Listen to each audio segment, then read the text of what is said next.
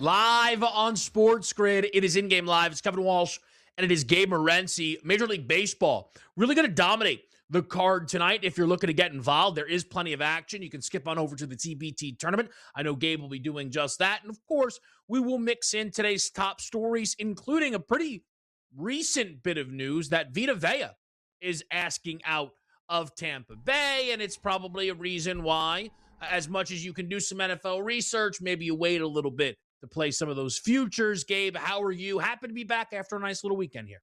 Yeah, we're ready to rock, Kevin. As you stated, we got a full slate of Major League Baseball games this evening, and the TBT is getting down to the Final Four right now. It is a little bit confusing. There's actually the alumni and the non-alumni, right? So there's two different deals going on here, but we've got basketball tonight. For the record, the number moved to my side, or actually against us, like I should say. Oftentimes, I bet these TBT games. I send a pick in like an hour or 2 hours before the show, and the number has changed, and I got a bad number. In this instance, Red Rose War Ready were minus 140. Now they're minus 180. That's the team that I'm on tonight, Red Rose War Ready. Game's tipping off right now, so we're on them on the money line. I did get a better number, Kevin. I don't really understand. Maybe you can tell me why, but I like the under in the Reds game. It was 8.5, and I just got it at 9 right now. So give me the under in the Guardians and the Reds game tonight. You and I talk about it when there's a good starting pitcher on the hill. I don't think Cleveland going to score like that much on Burns, right? Their team total is 3.5.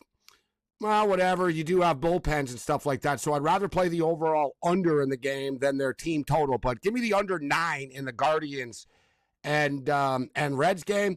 And I'm kind of playing the number on this one, Kevin, now with Cody Bellinger out of the lineup as well. I'm getting plus 127 with the White Sox on their home field. It's hard to pass that up.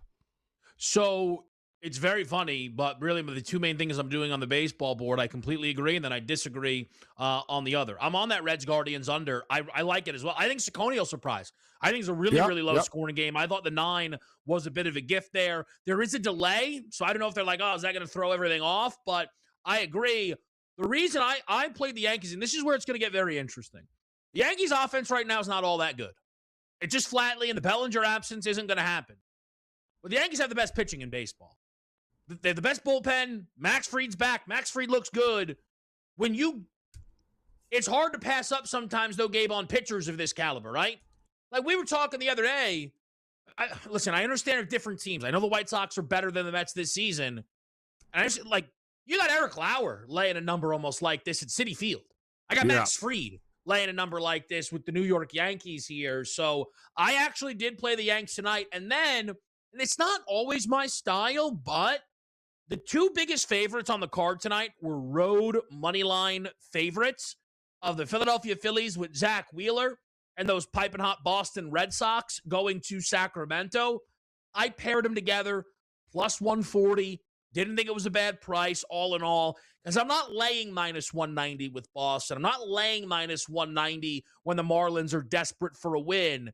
But if they both win, then we hit a nice little plus money shot, Gabe. Yeah, I got to be honest. I didn't realize the Marlins were good earlier in the year, and I didn't realize the Marlins had lost 12 games in a row. I think I know more about the Miami Hurricanes camp than I do. They're just one of those teams that I was like, kind of like, it threw me off. I was like, oh, look, they're 42 and 38 or whatnot. Now I'm sort of like, yeah, reality's kicked in now. Huh? I've told you guys this. I brought this up before, Kevin. You got to look at like a baseball season, like in these, like by month. It's like, yeah, you were good in June, but did you get through July? No, you didn't, did you? Right? It's like one of those deals. And it's like after that, it's like, all right, you got through July. Let's talk in September. Let's talk in September now. Like you're going to see guys over the next like 3-4 weeks in baseball. There's going to be a lot of teams that's going to start to fall off the pace. It's like a marathon. They're more than halfway through now, and a lot of them are going to start to hit the wall. Reality, you kind of are. When you play this many games, you are what your record says you are, right? So you can't really fight it. It's like fighting gravity. It is what it is, and the numbers just don't add up at some point for some teams. The Blue Jays are running into this now, as we talk about currently playing the Nationals, but it's that time of the year now, Kevin, and really, there really were no dog days of summer this year. Listen, if you're a real sports bettor and, you're not just like God bless them, but if you're not George Kurtz that pays attention to the NFL and NHL and Major League Baseball, you know what I mean? But if you're like into soccer and you're into you're willing to bet the TBTs and the CFLs and the UFLs, there's never really a dull day. They play the national anthem somewhere every day, all right, as the saying goes in the betting world. It's always happy hour somewhere. They play the national anthem every day somewhere too. So there's always games, but I'm not going to lie. There's sort of a lull midsummer. We really didn't have that lull, Kevin, because of the World Cup, right? The World Cup has taken us. I'm a big CFL fan, and MLS and stuff, so I've been watching those games. And, guys, NFL preseason starts not this, but next Thursday. Yeah. So it's funny you mentioned George. George might be the only person who doesn't have a dog day of summer because of how much he likes baseball. You're right. Summertime is his thing. But yes, exactly. But for the rest of I think next summer might be real brutal for everybody. Like that, no World Cup, no Euros, whole thing. No, we have the Women's World Cup. Perfect. Women's World Cup of soccer. Perfect. You'll get into it. Don't worry, you'll get into it. Guys, listen, God willing, we're doing this right here. Nobody will have it better covered than the Women's World Cup. They didn't game live. No, we'll be all over. Love betting the unders, Kevin. Love betting the unders. I'm telling you, it just becomes like people are like, that wasn't the best game. I'm like, it was awesome. 0-0, under 2.5. Loved it. Loved it. Absolutely. Absolutely. So we'll the Women's World Cup is good too. It is good. Yeah. I said, Americans get into it also because they go, we can win this thing, right? So that they're, stateside, that there is a little bit of a buzz around it here. Just to your point on the Marlins, though, what a bizarre season for that team to get on the run that they did, where it's like, wow, they could really make a bit of noise, right back down to the cellar, and I don't know if the bleeding is necessarily going to stop. Like, the Phillies are going to come in and be favored in a bunch of these games. They're then on the road for two, but then it's the deadline. Like, and that's when you have to make your decision as the Marlins here. It's a great graphic here if you're with us, on the TV side of things for the playoff picture. 3 games back sounds nice, but then you look at how many teams are look how many teams are ahead of them. Yeah, you need every team to lose, which doesn't happen. Yeah. Yes. Right. They're all going to go 500, Kevin, down the stretch here, basically. Yeah. Right? If one of them, if you look at the Major League Baseball standings now all the time, look at the last 10. Everybody's 5-5, man. 5-5, 4-6, 5-5. Basically, you go 7-3, you can go on a little run. If you're a Boston, you go on a big run. Listen, I've always said this. There's no sport that is more similar to being a daily bettor than baseball. Golf as well, but golf is, once a week a little bit different. But baseball, Kevin, it's exactly like the players are exactly like us, right? Mm-hmm. You could go 4 for 4 one day as a baseball player. You go 4 for 4 one day as a bettor. You think you're great. You have the sport figured out. The next day, you could go 0 for 4. You could get humbled just like that. Baseball, you could win 8 in a row. You could lose 12 in a row. Like the Marlins, right? You can do it. It happens. It's 162 games. There's going to be these weird sort of streaks, good and bad. And it's up to you, to try to minimize the bad streaks and prolong the good streaks. But it's the same thing in baseball with betting and similar in golf. You can be great for one hole, but the next hole, you blow up. Right? It's I did great on the last hole, but I just had a, quadruple bogey.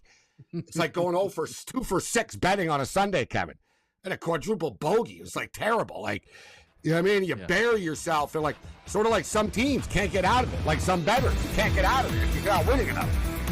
That's why you got to take the Yanks tonight. Maybe we'll talk more about it. White Sox.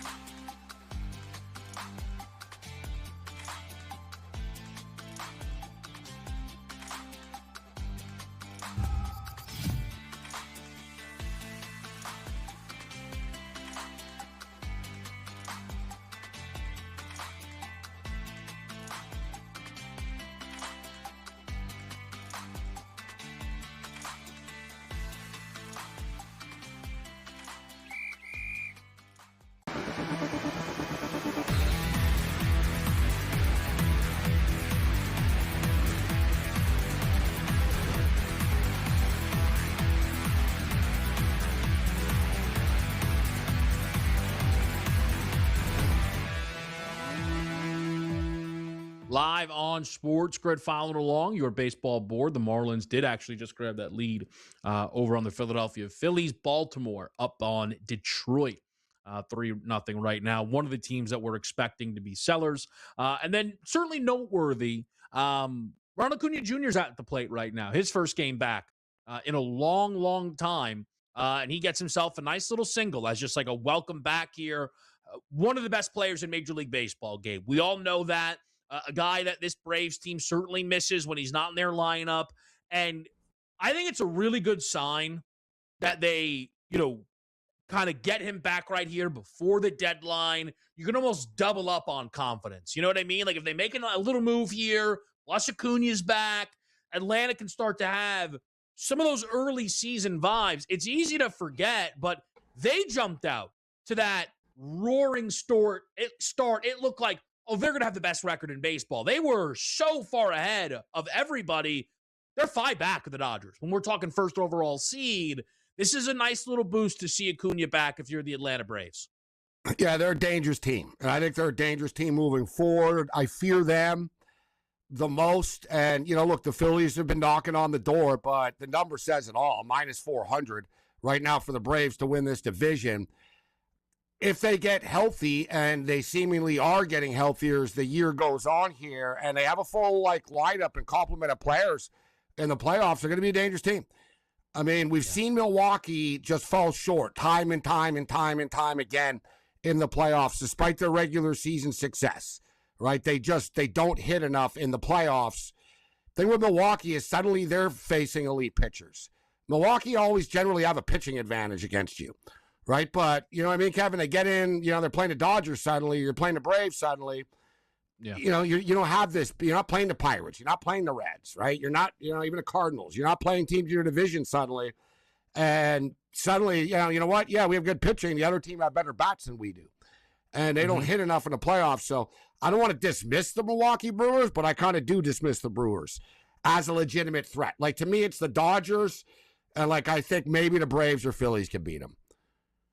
Maybe. I think, you know what I'm saying? In a 7-game series, it'd be hard, though, for them to do it. But I also the Braves, I think, have a better chance, though. I'd throw that out there. The Braves are the team I fear the most, Kevin, as a Dodger fan in the National League.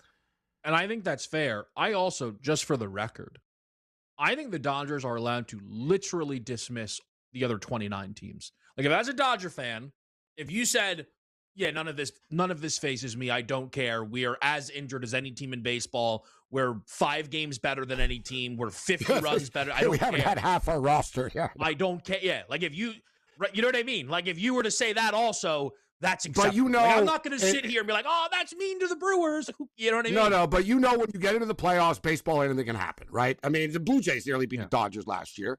And, yeah, the Dodgers won in 6 against the Yankees, but whatever, dude. It took a grand slam in one of them. They came back from a 5-0 deficit in the other game. It's not like the Dodgers have steamrolled teams and swept teams and won every game 14-0 in the World Series or anything like that, right? Yeah. And I want to get to this later, and Kevin is a Notre Dame fan, but similar with Notre Dame, right? I see a lot, and I saw Cauchy basically said Notre Dame is the favorite. More people have traded on Notre Dame to win the championship than any other team. And it's yeah, okay, but they're not a guarantee to win, number one. And number two, the college football playoffs, everybody's good. So it's just sort of an equalizer. So to me, Notre Dame, we'll get to it later, but Notre Dame's price, guys, to me is just, you'll get basically the same number when the playoffs start.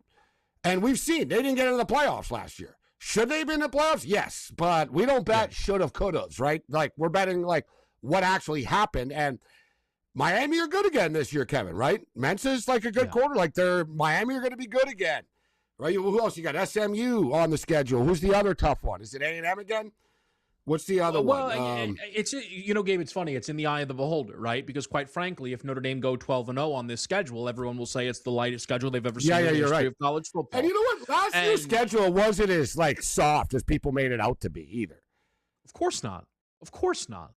But when you looked at the teams that they played, you're right. Pittsburgh on the road, beat them by 22. Pittsburgh was more competitive when they and went remember to Miami, everybody said before.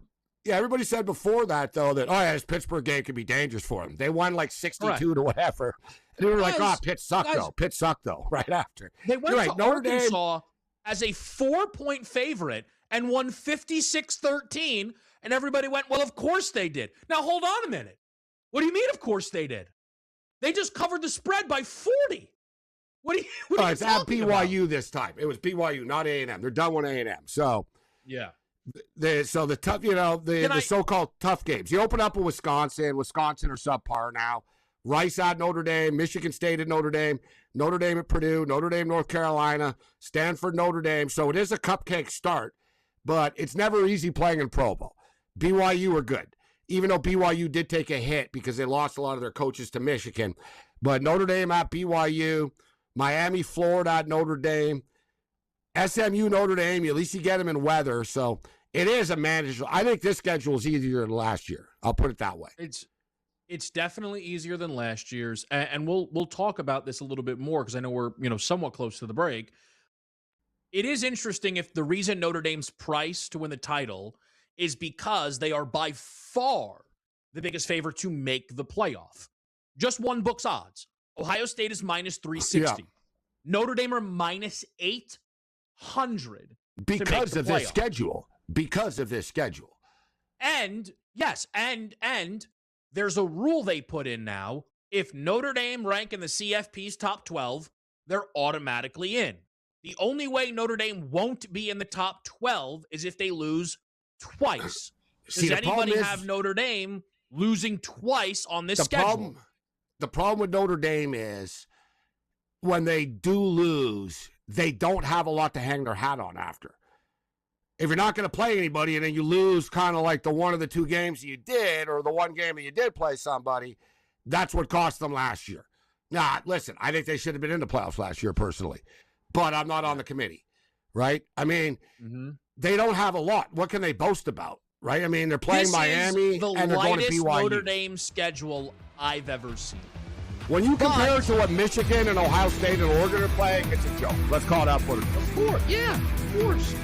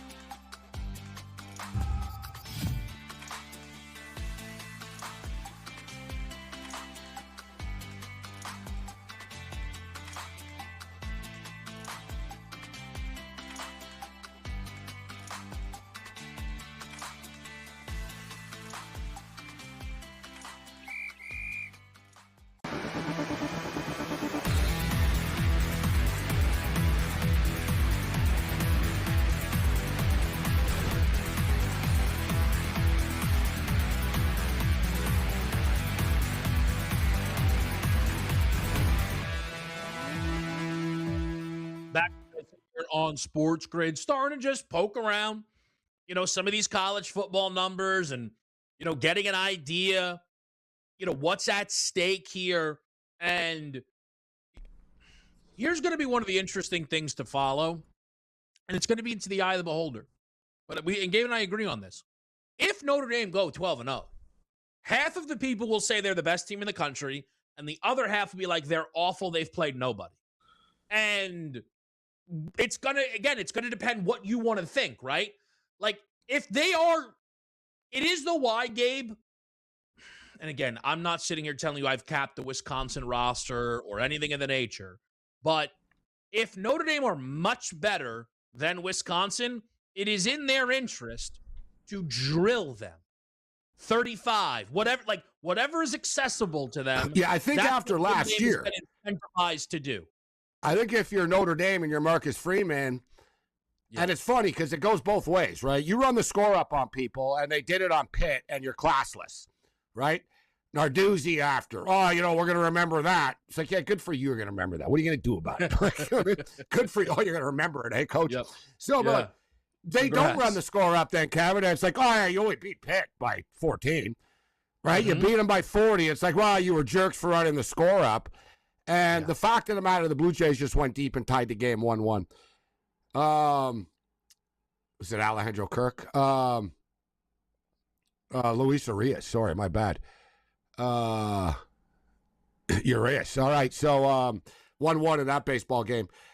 But it does matter, Kevin, to run the score up in college football still. It really does. Right? You get called out for being a jerk for doing it. But if you're Notre Dame, you just missed out on the playoffs last year. So, I would be on, there's hell to pay mode. And, I'm sorry, I'm going to run the score up on everybody because we didn't make the playoffs last year. Yeah. Right? That's, I think Freeman's kind of a classy guy. He doesn't want to embarrass people. But you're right. Yeah. If I was Notre Dame, especially with the schedule that you're playing, you want to get to 45, 50 every week. If you just sort of smash teams, it takes people like that. It's a big reason CJ Carr's the Heisman favorite. I want people to understand something. This is not the Notre Dame team that would show up with Ian Book, play Bama, catch 20.5, and you'd hope to cover. This is not that Notre Dame. This is a different Notre Dame. No, Freeman has modernized them. Yes. He has definitely modernized them. Brian Kelly, that Notre Dame team was still kind of I think he was still using the movie Rudy in his recruiting type of thing. Yeah. Yep. Right? Yep. He was selling the Notre Dame tradition and the leprechaun. And that's not how you sell that now in the modern era. It's, you know what I mean? You're not going to get the talent. Marcus Freeman sort of changed the uniform a bit, modernized it. You know what I mean? Yeah. And look at the athletes that they've gotten. The case in point, NFL players. And you're right. Look, you look at Notre Dame, they lost 2 stud running backs. And really good ones, too. So let's call it out for what it is. Not easy to replace. But it is the running back position, and they'll have a new stud. But like Kevin just said, their football team's going to be built around their quarterback now. A quarterback, incidentally, who Michigan did not recruit or want, interestingly enough. And it's funny because now there's a car on Michigan. They learned their lesson, Kevin. and cars look great. Cars look great in camp. He's pushed Underwood. For people, younger people, Lloyd Carr is the legendary Michigan coach. And his grandkids are quarterbacks. And Michigan were like, nah, we're good. Nah, we're not just going to sign a kid because he's a car.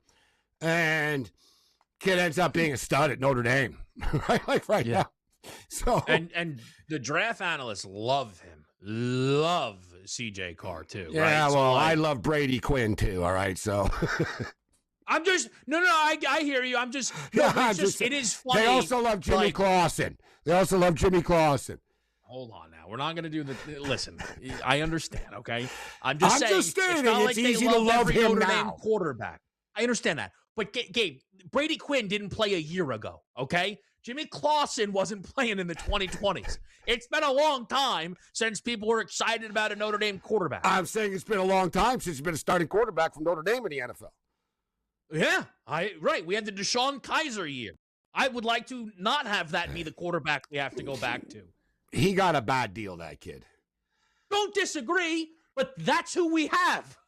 Yeah, you should never have Riley started him. Leonard. This kid, he's like 20 years old. Riley You started Leonard him in looked the pretty NFL. good, though, in his last game. Riley Last year. Leonard, he is in the played NFL. some Yeah, Week Riley 18. Leonard. Is he still Played on the some Colts, Week that guy? 18. Is he still there? Yeah. He might Yeah. start week 1. They're pretending Daniel God. Jones is healthy. Give me the Yeah, under Jason with the Tatum Colts. surgery. Give me the I under. agree. Good pick. Good.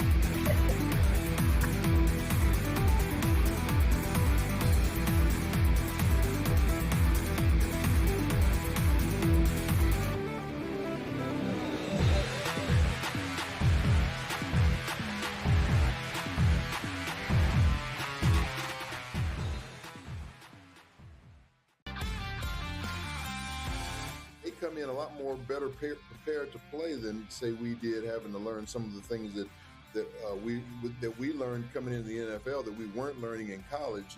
A lot of these kids are getting quarterback coaches, as far back as junior high school and all the way through high school into college. So I think the position is a lot more stronger than it's ever been. Outspoken with Dan Cilio, only on SportsGrid. Atlanta should be the team to step up and secure him.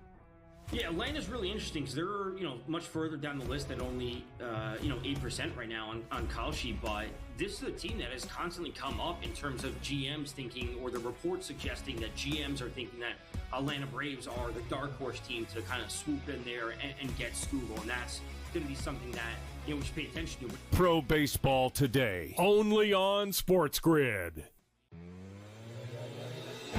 Wembanyama goes to the park and plays chess against people. I saw him come in with a book today. Yeah. He walked in with a book, Kevin. He had a bunch of books in his hand. I was thinking to myself, I'm like, he's the only NBA player that actually walks in with a book that actually read it. Yeah. It's a good take. Yeah. Shot of LeBron. Listen, I couldn't help I it. knew that I was trying to cut you off before you said the name. In-game live, only on SportsGrid.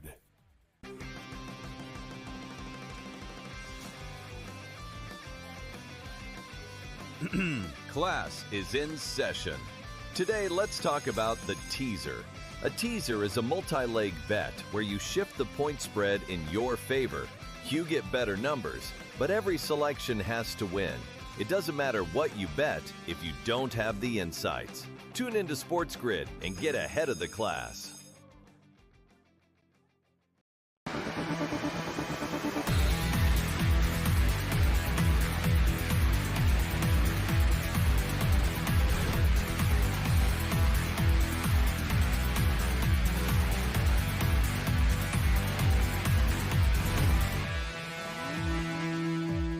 Live here on SportsGrid on a Monday night. We're talking some college football. We'll get back to that in a moment. I do want to mention this Vita Vea news just because, look, sometimes you go through it, you roster, schedule, coach quarterback combination. All of these things are super important when you're breaking down a win total. But vibes are also real, and the Tampa Bay Bucks do not have good ones. Losing Mike Evans, I think a lot of the fans were a little more frustrated with Mike than the organization, and I think that was valid because I think they offered Mike good money, but I think Mike just wanted to go play in San Francisco, and so be it. Which should tell you everything that you need to know. I'll let you continue with the Bucks, but that's all you need to know, that Mike Evans knew the direction of this team is not where I want to end my career with. Let's call it off what it is. The simple way I was going to put it, Gabe, if you were to tell Bucks fans, hey, heading into next season, you will have Todd Bowles, but you will not have Mike Evans and you will not have Vita Vea, you'd be pretty confused. That's running it back in the opposite direction. If they were all gone and you were doing a reset, you go, okay, I kind of see. But Todd Bowles is kind of the odd man out now all of a sudden, where you would want to try and freshen this thing up. They're working on this Baker extension. Look, the NFC South is still the NFC South. This is breaking news. It's not going to change this year. They're not putting 3 teams in the postseason. They're likely not putting 2 teams in the postseason. They're probably going to have their division winner be the 4th seed in the NFC again. It's what constantly happens, but it's still a winnable division. And Tampa Bay took advantage of that for 5-6 years in a row. They're favorites to do it again, Gabe, but I don't love what they have going on right now. It's just a 9-win team. Their win total is 8.5. It's plus 100 to the over. I don't think it's a 9-win team. Tampa have regressed. They don't have a ton of talent. I think the vibe thing is right, Kevin. This isn't like a franchise and team, I don't think, that's like ready to surprise people. And, I think it's, the organization kind of wants to move on and retool. I don't think they're overly enthusiastic about paying Baker Mayfield big money right now, but they don't really have a choice. Baker, I think, and I thought Baker got somewhat of a raw deal earlier in his career. He brought a lot of it upon himself with his attitude. But he, the Cleveland situation, like, put it this, he was never as bad as people thought he was. But now he wants to be paid like everybody else. And he's regressed, Kevin. Let's call it out for what it is. He has regressed, right? So, I think he played to show everyone that they were wrong, and he did. But it doesn't mean he's great. And it doesn't mean he's going to be great for the rest of his life, right? But That doesn't mean he wasn't a bust. Keeps doing this thing. It's what cost him his time in Cleveland. He is tough, but he keeps playing injured, and he can gut it out, but it ruins what he puts on tape. If you guys will remember, they played a Sunday night game against the Rams. They got slaughtered. He got injured in the game, and people thought, oh, he's going to be out maybe a month. He played next week. And if you look at his numbers before that game and following that, it wasn't the same guy. But I'm not giving him a pass. This is what happens sometimes with Baker. I do agree with you with the injuries, he gets hit, he gets knocked around, and he plays through injuries, but his play will suffer. This division, and I'm not a Stefanski guy at all. Like of all people, you got to be kidding me, Atlanta. Really? Like, really? This is what you did? Because he did so well in Cleveland, I know, right? He did so well in Cleveland. Great eye for quarterbacks. And you bring Tua in, like, really? I mean, I got to be honest with you. The team that I think is going in the best direction, and I don't want to forget Carolina, but I like this New Orleans Saint team. I like what Kellen Moore is doing. I like Kellen Moore as a head coach. I like their organizational vision. I like their draft picks and their talent evaluators. Like, I just think the Saints are pushing all the right buttons right now, Kevin, and going in the right direction. But the odds makers see it, and they have a 7.5. That's a respectable win total. Like, they got to go 8-9 for me to win that bet. I mean, what did they win last year? 4 or 5 games, whatever? You know what I mean? It's like it's a big jump. And I don't know how you feel about Carolina, but I guess I'll put my name on it. Carolina's the best team in this division to me. I'm not buying Tampa, Kevin. I can't trust Stefanski. New Orleans aren't quite there yet. They're getting close, but they're not quite there yet. I buy into Bryce Young and Carolina and what they're doing there, actually, as well. So right now, the Saints have the second best odds in front of Carolina. Just to your point about the book seeing it, here's the issue I'm having with Carolina. They've had massive injuries, multiple already. Yeah, it's a good point. They've already lost players in camp. I know. We can't like out for the year type stuff too. Hey, like torn ACLs and like yes, they got a right tackle that like might be. I think he had a. Forgive me, I have a blood disease or something along those lines. Yeah, you're right. He had a lung, a heart transplant. Score's out for the year now. Yeah, starters. Like, they've lost multiple starters. You're right. Yes. Like there's a world where the Panthers get healthy and you go, they got a great offensive line. And you know their depth isn't that deep too, right, Kevin? It's eventually going to catch up to them. Well, that's the problem. We all know injuries impact bets we make, right? And everyone knows last year I love the Cincinnati Bengals. Well, guess what? Burrow got hurt again. This is why I always tell people, and I'm sure you've seen my posts, because I remind people all the time. I posted this one, though, when I saw Scorton's injury. If you're dying to bet football futures right now in the NFL, you got to bet unders only. Unders only. It's not like some teams are suddenly going to get super better and healthier during camp. Only bad things can happen during camp. Only bad things can happen. Right? Teams get worse and their talent gets depleted before the season even starts. Right? Like, you see this over number, these injuries add up. So, like, I never bet over futures, Kevin. I'll pull the trigger on an under future on a team because whatever. Sure. They can only get more hurt during camp, but not overs. I'll wait till camp is over. Preseason games, players don't really play that much. If you'll notice, guys, I'm not going to say nobody gets hurt in preseason games, but most of these injuries happen, like, harmlessly in camp. Like all the time, Kevin, you'll see. It wasn't even a contact drill. He turned around, he twisted his leg, his foot got caught in the grass. It's always some weird, just harmless play that happens in practice. Yeah, and also there is, man, like sometimes you don't want to be a part of too much groupthink. I told people this last year. I was pretty sure I was going to. Now, listen, I ended up picking the Cincinnati Bengals, so I'm not sitting here victory lapping a darn thing, I promise. And people will love them again this year. And I'm going to warn people not to get too excited. Yeah, Dexter Lawrence. But Gabe, just the point I was going to make is I was going to bet the Ravens to win the Super Bowl. And then I read an article where I think, I don't know, it's like 13 of 15 ESPN writers picked the Ravens. It's like, guys, I get they're good.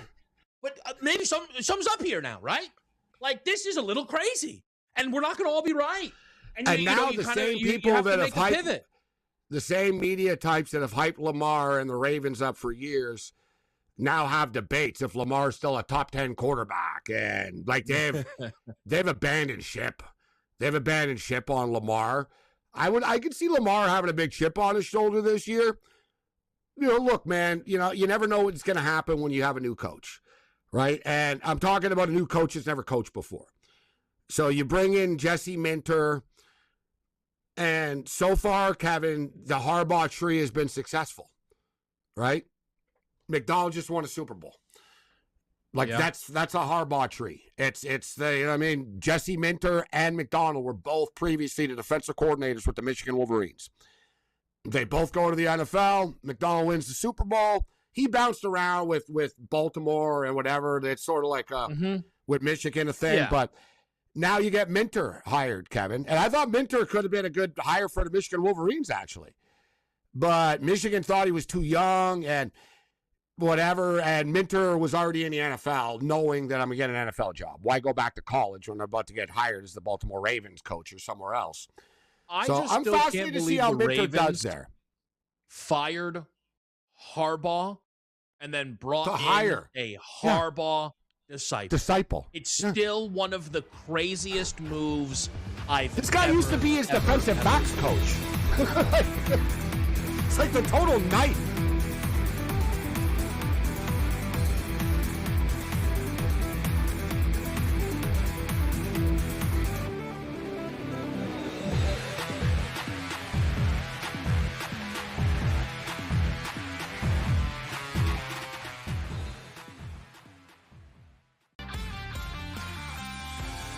Come in a lot more better prepared to play than say we did, having to learn some of the things that we learned coming into the NFL that we weren't learning in college. A lot of these kids are getting quarterback coaches, as far back as junior high school and all the way through high school into college. So I think the position is a lot more stronger than it's ever been. Outspoken with Dan Cilio, only on SportsGrid. Atlanta should be the team to step up and secure him. Yeah, Atlanta's really interesting because they're, much further down the list than only, 8% right now on Kalshi. But this is a team that has constantly come up in terms of GMs thinking, or the reports suggesting that GMs are thinking that Atlanta Braves are the dark horse team to kind of swoop in there and get Scoogle. And that's going to be something that, we should pay attention to. Pro Baseball Today, only on SportsGrid. Wembanyama goes to the park and plays chess against people. I saw him come in with a book today. Yeah. He walked in with a book, Kevin. He had a bunch of books in his hand. I was thinking to myself, I'm like, he's the only NBA player that actually walks in with a book that actually read it. Yeah. It's a good take. Yeah. Shot of LeBron. Listen, I couldn't help it. I knew that I was trying to cut you off before you said the name. In-game live, only on SportsGrid.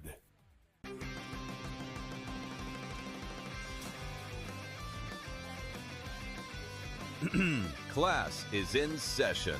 Today, let's talk about the teaser. A teaser is a multi-leg bet where you shift the point spread in your favor. You get better numbers, but every selection has to win. It doesn't matter what you bet if you don't have the insights. Tune into SportsGrid and get ahead of the class.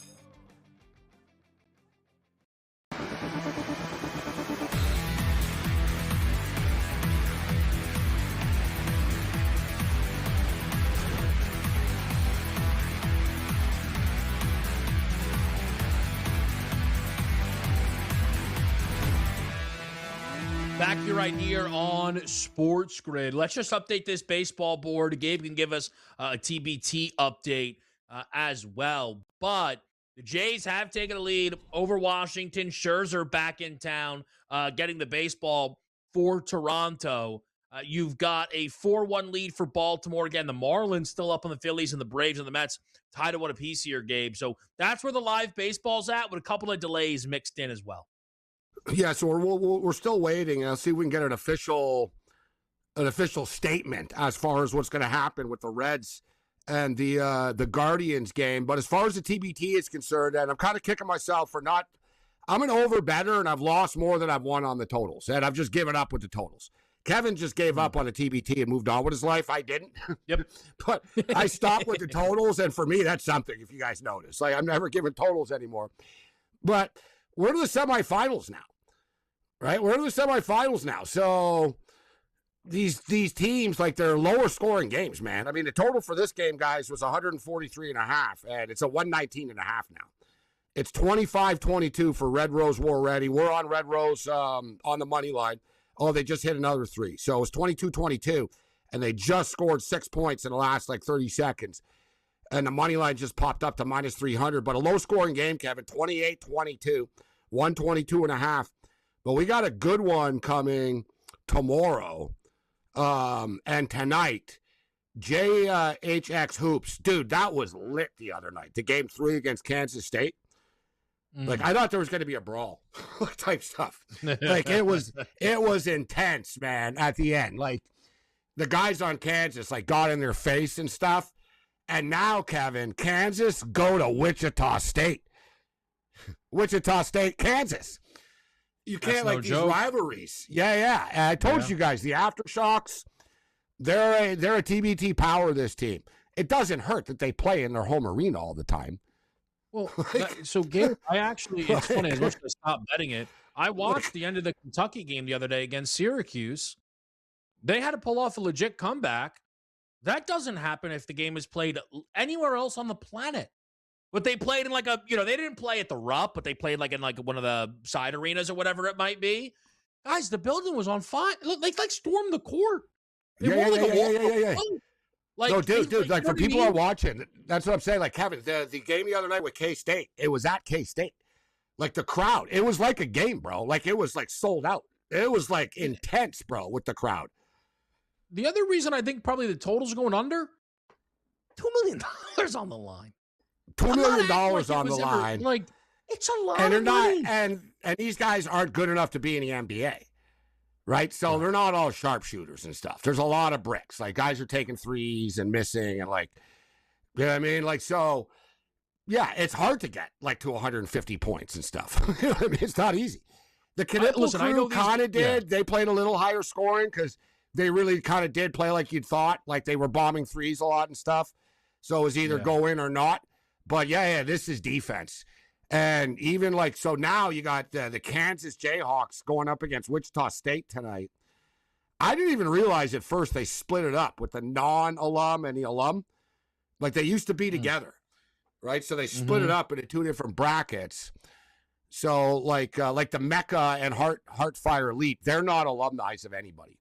The Mecca are a bunch of dudes from Long Beach, California and LA. They're street ball players and a guy played for Long Beach or whatever, but USC, they're a mixture of California dudes, but JX Hoops wear Kansas uniforms. They literally wear Kansas Jayhawk uniform. It says JHX, but it's dude, Bill Self was at the game, Kevin. You talking Bayheim, it's real, man. The coaches go and everything.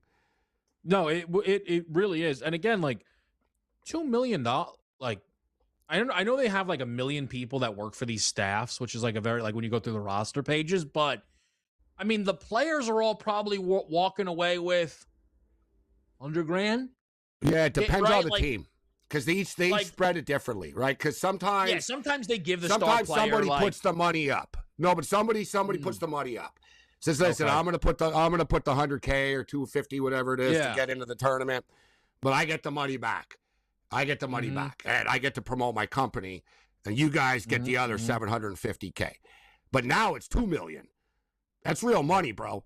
And these guys, so most of these 100%. guys are playing like in European leagues and stuff like that, like, you know, in Turkey or Israel or whatever. And like, yeah, a few of them are making 300, 400K a year or something, but like making 150K, 200K, Kevin, for 2 weeks of action and being on TV is not bad, bro. You know what I'm saying? Yeah, and again, And it's fun, too. They like, get their money sent by Zelle right away on their phone. So they all have their phones out. It's very modern. Like, right after the game, they got their phones. They're all high-fiving and hugging each other with their phones, like showing the money in the camera. Like, they get paid as soon as the game's over, Kevin. Boom, the money's in their phone. No, that's like their whole thing. I like the other day, like it is, you know, it is like a real thing that they do. Oh, you know, there's some like one of broke their, dudes in this tournament too, gimmicks, Kevin. They're like, kind of. God, I saw a dude the other day, like he was crying after. And I was like, dude, yeah, he wanted the $2 million, man. Like, you know what I'm saying? Like, yeah, no, like he was in tears. He was just sitting on the bench crying. And because think also about these guys like think they're gonna win. Like you have to that's understand the thing. Like they have kids, they took away their lives, whatever, to do this. Like, you know. Yes, could not possibly imagine that the Kentucky team doesn't win. He's like, I was in the NBA for 10 years. Surely I'm gonna abuse this nobody. You know what I mean? And then Syracuse has, you know, Cole Swider, who's been bouncing around, you know, G League, whatever it might be, for 6-7 years. And then all of a sudden you're like, wait a minute, I'm much better than, you know what I mean? Like these guys don't think they're going to lose because they all think they're better than everybody there. Exactly. So that's the whole other thing. Unless you're So Isaiah it's White and heartbreaking. decide to not play. Yeah, exactly. And that happens sometimes where sometimes their best players bolt mid-tournament and stuff. All right, I'm out of here. It is true. It's like, thanks. it still Thanks, is that like the little dysfunction. Oh, by the way, right? I don't want to what upset you, but they covered the next time they played, eh? I don't want to Told you. I knew it would. No. Yeah, I knew it would happen. They lost by like 6 only the second time, and they were getting 11. Yeah, they jumped the number 2. I told that game, but that's why I didn't know the number, because I said if I see it, it's going to be bigger, and I'm going to have to bet it. Now, obviously, I would have won, but I was like, I can't. Colin got murdered when me and Kevin took them. Even I was like, I can't trust them. And of course, they covered the next time. There was a they moment, lost, too. but they covered. Yeah, it was down 24. We were like, a couple threes, we're right back in.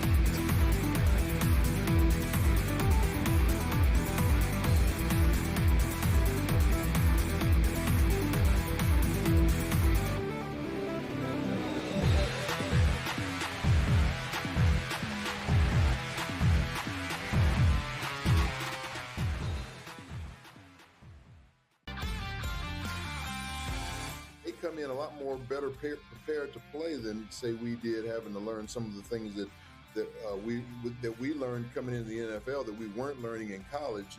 A lot of these kids are getting quarterback coaches, you know, as far back as junior high school and all the way through high school into college. So I think the position is a lot more stronger than it's ever been. Outspoken with Dan Cilio, only on SportsGrid. Atlanta should be the team to step up and secure him. Yeah, Atlanta's really interesting because they're, you know, much further down the list at only, 8% right now on Kyle Sheet. But this is a team that has constantly come up in terms of GMs thinking, or the reports suggesting that GMs are thinking that Atlanta Braves are the dark horse team to kind of swoop in there and get Scoogle. And that's going to be something that, you know, we should pay attention to. Pro Baseball Today, only on SportsGrid. Wembanyama goes to the park and plays chess against people. Like, I saw him come in with a book today. Yeah. He walked in with a book, Kevin. He had a bunch of books in his hand. I was thinking to myself, I'm like, he's the only NBA player that actually walks in with a book that actually read it. Yeah. It's a good take. It's a good take. Yeah. Shot of LeBron. Listen, I couldn't help I it. knew that I was trying to cut you off before you said the name. In-game live, only on SportsGrid.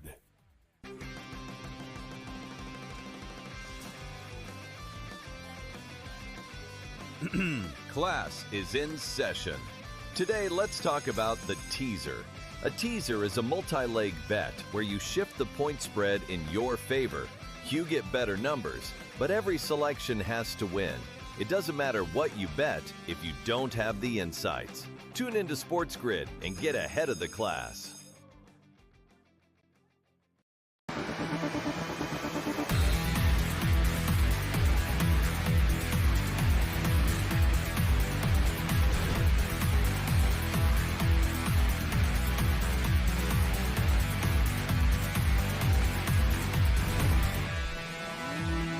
Back here on SportsGrid, Yanks White Sox is delayed. They canceled the Reds game.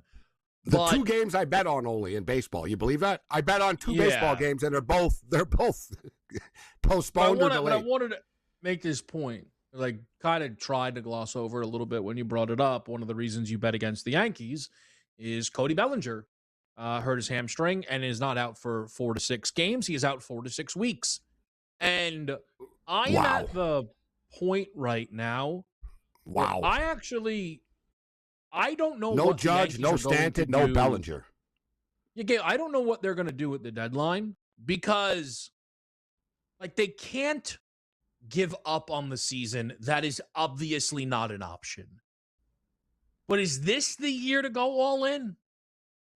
Like, we don't even know when Judge. Like, we think he's coming back, but like, there's been no real timetable. I would bring in a Buxton if I could. Table. I would bring in an outfielder if I could. I would bring in a bat if I could. But, Gabe, you know there's a big difference between Buxton and, you know, oh, look, they got that guy from Kansas City. Like, you know what I mean? Or Lawrence Butler type, you know what I mean? You know what I'm saying? Like, something. Because like you say, you can't give up. Your pitching is so damn good. They'll do something.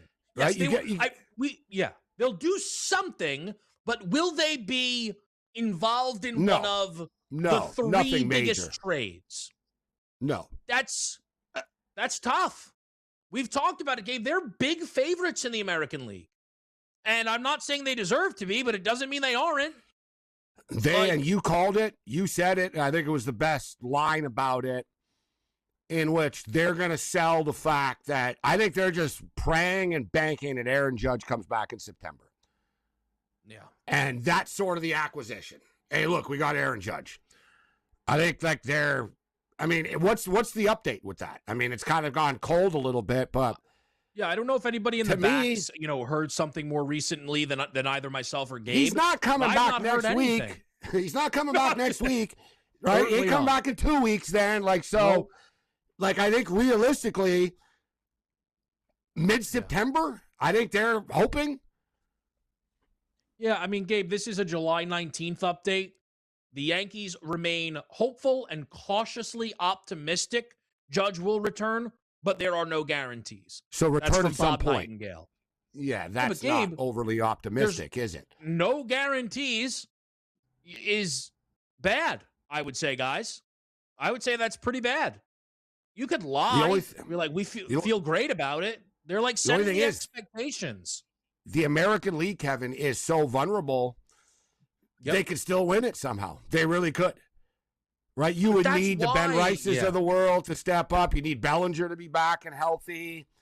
You need some stuff to fall into place, but it's still winnable. There's still potential there, although this Boston team is getting dangerous. Like if Boston get in the playoffs, it could be a problem. I agree. You know, it's kind of that anybody kind of can be dangerous thing. But to your point about the Yankees, is there a single guy on Boston who would be favored against Cam Schlittler or Max Fried or Garrett Cole? Like, if the Yankees lineup is abysmal and non-existent, maybe, but I just do think it is one of the, like, I know people think I'm bringing this up because I'm a Yankee fan, but it's not that. Like, the Yankees have a huge gap between them and the next closest team, and yet all of their, most people would be like, if everyone's healthy, the Yankees' best hitters are Judge, Bellinger, and Stanton. None of them are around for the next month at minimum. So wouldn't Boone deserve credit? Yes, for that's making why they the keep playoffs? Him around, Gabe. No, Gabe, that's why he keeps sticking around. Because, I'm just saying, people blame him anytime they go on a every year. Yeah, they go on a 3-game losing streak and people want to fire him. I don't get his people act like Boone is the general manager. He's not the general manager of the team. I know. And the reason Boone is the coach, he's a good coach, a good manager, but also he's a yes man, right? He'll put the damn lineup they give him. He's not going up to and chirping Cashman in the office and stuff. He lets Cashman do his job. Aaron Boone has some similarities. I don't know. You'll either love this or hate this. To Sean McDermott. It's like, guys, we're going to be in the playoffs every year. We're going to win every year. But you want more than that, right? And that's why everyone got mad at McDermott. And, obviously he's not the coach anymore. Guys, there's not been a manager who's won more games during Aaron Boone's tenure than Dave Roberts is probably the only guy on the list. Probably Roberts, then Boone. But you got to ask, would Boone get hired if he got fired? And the answer is yes, he would.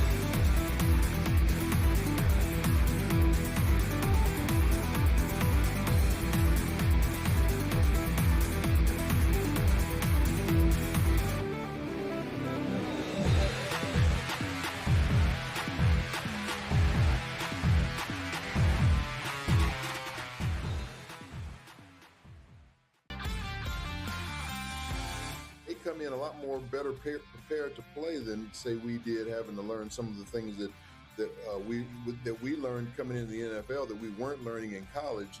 A lot of these kids are getting quarterback coaches, as far back as junior high school and all the way through high school into college. So I think the position is a lot more stronger than it's ever been. Outspoken with Dan Cilio, only on SportsGrid. Atlanta should be the team to step up and secure him. Yeah, Atlanta's really interesting because they're much further down the list at only 8% right now on Kalshi, but this is a team that has constantly come up in terms of GMs thinking, or the reports suggesting that GMs are thinking that Atlanta Braves are the dark horse team to kind of swoop in there and get Scoogle, and that's going to be something that we should pay attention to. Pro Baseball Today, only on SportsGrid. Wembanyama goes to the park and plays chess against people.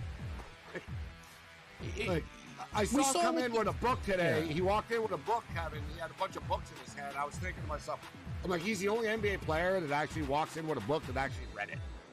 Yeah. It's a good take. Yeah. Shot of LeBron. Listen, I couldn't help it. I knew that I was trying to cut you off before you said the name. In-game live, only on SportsGrid.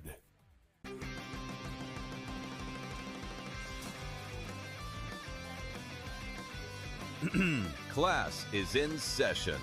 Today, let's talk about the teaser. A teaser is a multi-leg bet where you shift the point spread in your favor.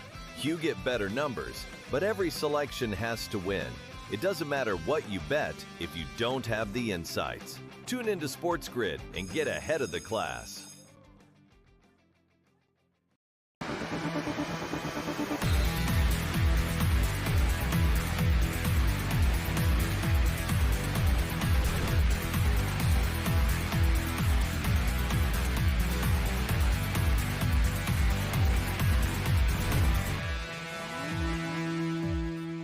All right, back with the guys right here on SportsGrid. In the break, I'm being told that pretty much any team could walk into the Bronx and be favored over the American League Cy Young favorite in Cam Schlittler. That's why, Sarah Xavier's behind the screen. That wasn't by me. No, Sam was just trying to distract from the fact that the Blue Jays have taken a 3-1 lead on the Washington Nationals right now. Uh-oh. Yeah, third run on the board. And they got runners on first and third with 2 out right now. Ernie Clement at the plate. The Washington Nationals are right now a great case study in what is this sport. What do I mean by that? They are 2 games above 500.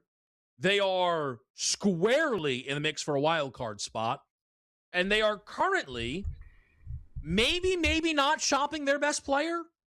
James Wood is more valuable on the trade market. C.J. Abrams looks to be having the better season. He is batting .300, leading baseball with 82 RBI. And yet teams are, I don't know if it's just like the Nationals are willing to pick up the phone, but they are at least willing to pick up here's the thing, guys. If you called the Dodgers for Ohtani, they wouldn't pick up the phone. So there's something there, Gabe, with the Abrams Nationals situation. You know what, though? They're a case point of the fact that basically 90% of Major League Baseball teams have no interest in winning. They don't want to pay players. They like things the way that they are. Yeah. They're making a lot of money, right? And they don't want to win. And there's this little blame the Dodgers and blame the Mets or whatever for everything when they have no intention. Did you see the Green Bay Packers? The Green Bay Packers CEO was saying that, they're handcuffed. They don't have the same resources of other big markets. Number one, there's a salary cap in the NFL. So I don't know. Doesn't matter what market you're in. I'm sorry. That's not making any sense. Yeah, number two, Kevin, the Green Bay Packers made $132 million profit last year. So, you know what I mean? But they're handcuffed. Well, you made $132 million. You could have, if you wanted to, you could have spent this or that and done this. Made not $130 million. But no. We're going to complain, even though they're the small market little guys and they made $132 million profit. I was actually surprised it wasn't more. I thought they made more money. I saw a couple of years ago they did make more, but they don't like other NFL teams don't like you knowing how much money they make to begin with, right? Because it's a lot of money, right? Like some NFL teams are making like $300 million a year profit. So, I saw the Jags only sell 40,000 tickets a game, and they made Kevin $118 million. It's a lot of money profit in a year, $118 million. Right? You own the team. It's just it's an ATM machine.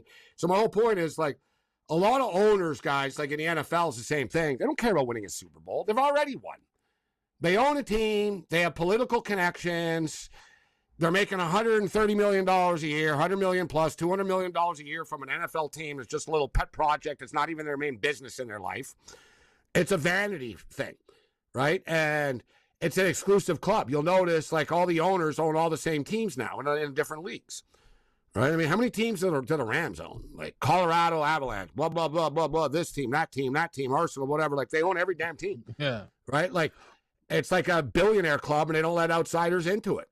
And, a quick thing, this goes back even to the 70s, guys. When O.J. Simpson was on the Bills made it to the conference championship game.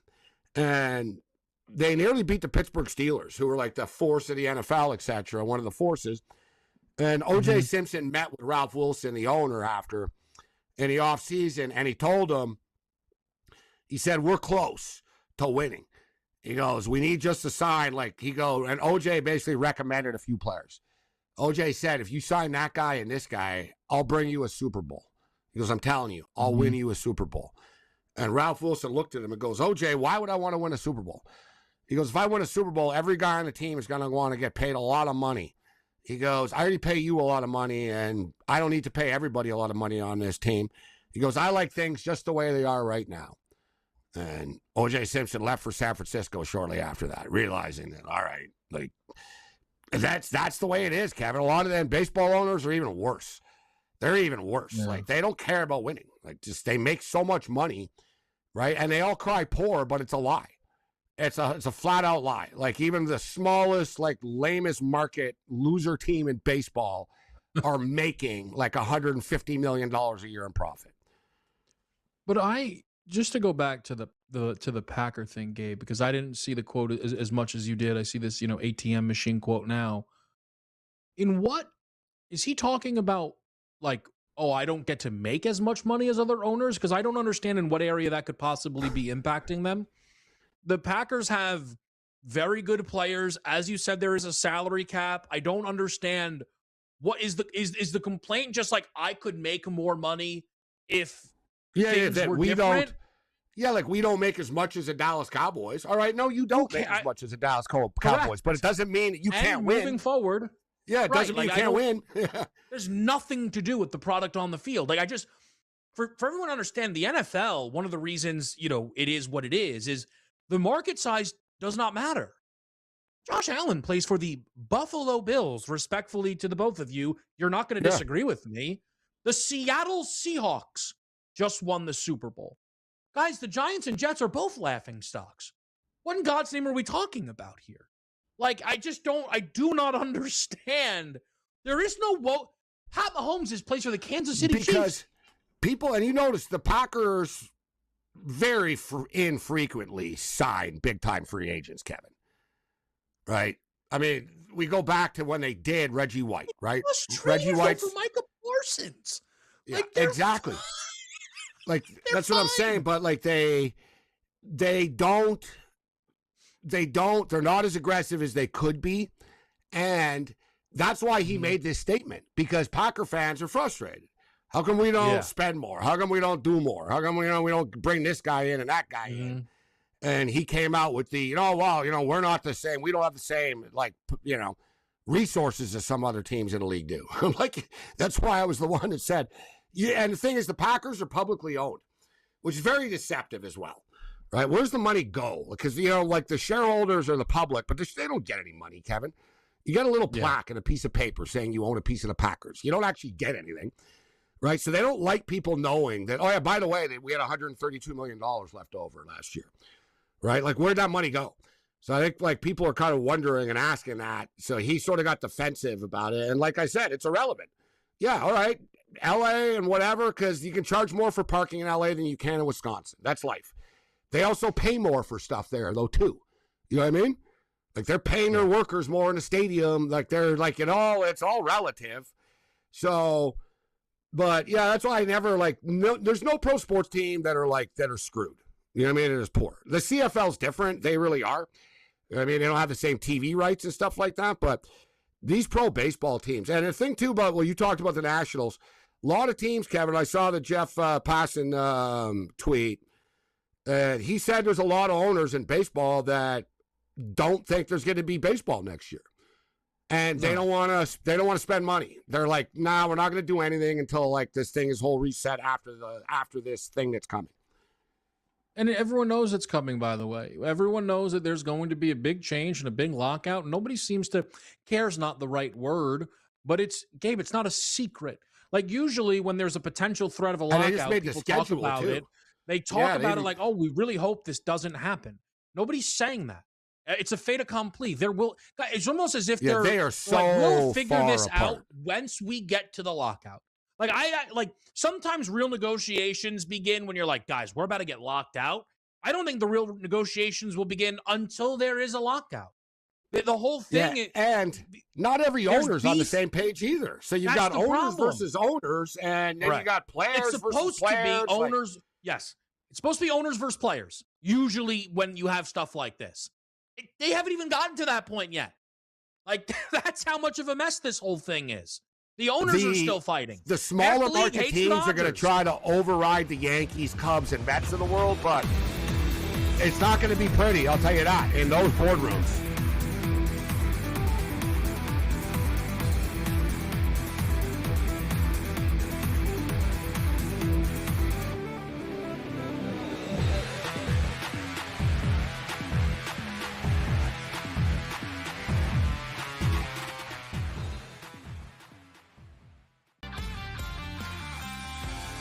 Come in a lot more better prepared to play than say we did, having to learn some of the things that we learned coming into the NFL that we weren't learning in college.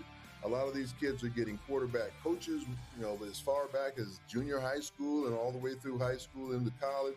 So I think the position is a lot more stronger than it's ever been. Outspoken with Dan Cilio, only on SportsGrid. Atlanta should be the team to step up and secure him. Yeah, Atlanta's really interesting because they're, much further down the list at only, 8% right now on Kalshi, but this is a team that has constantly come up in terms of GMs thinking, or the reports suggesting that GMs are thinking that Atlanta Braves are the dark horse team to kind of swoop in there and get Scoogle, and that's going to be something that, we should pay attention to. Pro Baseball Today, only on SportsGrid. Wembanyama goes to the park and plays chess against people. I saw him come in with a book today. Yeah. He walked in with a book, Kevin. He had a bunch of books in his hand. I was thinking to myself, I'm like, he's the only NBA player that actually walks in with a book that actually read it. Yeah. It's a good take. Yeah. Shot of LeBron. I couldn't help it. I knew that I was trying to cut you off before you said the name. In-game live, only on SportsGrid.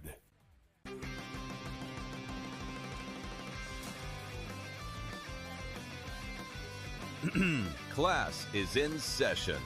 Today, let's talk about the teaser. A teaser is a multi-leg bet where you shift the point spread in your favor. You get better numbers, but every selection has to win. It doesn't matter what you bet if you don't have the insights. Tune into SportsGrid and get ahead of the class.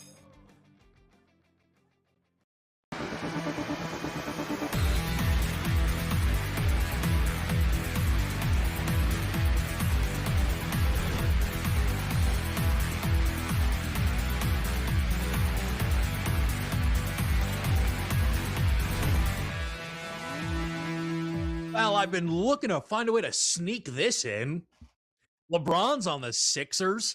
Now, you might say, didn't we talk about that enough on Friday? I would say, no, we did not. And I would say we got plenty more to discuss, including how fan bases who ended up not landing LeBron are handling it. And some, like, well, the Knicks were, again, he was never going to the Knicks, but the Knicks being like, he was going to come, but we said no, is one That's the Knicks fans' flex, that we didn't want him or need him. Yeah. Except guess what, Gabe? You know what most Knicks fans are doing in Knicks fans' comment sections? We've had a terrible offseason. We lost Mitchell Robinson and all this other stuff because Dolan wouldn't go in the apron, and this is a disaster. Say what you will about LeBron. There was no way in hell LeBron James was going to, like, go out of his way to join the team that just won the NBA championship when he already gets called a title chaser as it is. Like, he wasn't doing it. Like, he wasn't. I don't believe that report. I personally do not believe that LeBron James reached out to the Knicks. I don't buy it. I agree. Now, here, let's play another. Do you believe? Wait, Dan Le Batard is now currently trying through a number of days suggest yes. Michael Rubin I'm glad you brought this up. I do believe this. And Adam Silver should put the same vigor that he does into the Kawhi Leonard investigation into this. Hold on a second, though. Okay, I just saw a clip where Dan Le Batard was yelled at by one of his own guys, going, "You're acting like he left insane money on." LeBron took $4 million from Philly instead of $8 million from Miami. That's why there's something got to be there. So what? You think the $4 million matters to him? No, I'm saying that's why Le Batard feels as though that Rubin offered something. Oh, yeah. Oh, I thought you were saying there is. Of fanatics. If it was about money, he would have stayed with the Lakers. The Yeah, Lakers would have given him the most money. The whole point is what happened behind the scenes. Mm-hmm. That's my whole point. And I don't care personally what happened behind the scenes. So that's why now suddenly, like Mark Cuban said it at the time about the Kawhi stuff. He goes, this stuff happens all the time. It's no big deal. Mm-hmm. You know what I mean? Like nobody really, like, what other owners were mad about this? Like, because other owners all do the same thing. You're going to tell me that Brunson and his dad and, like, everything, come on, man. Like, you know what I mean? There's lot of, like... something about Ballmer. There's something about Ballmer. And there's something about the way it went public.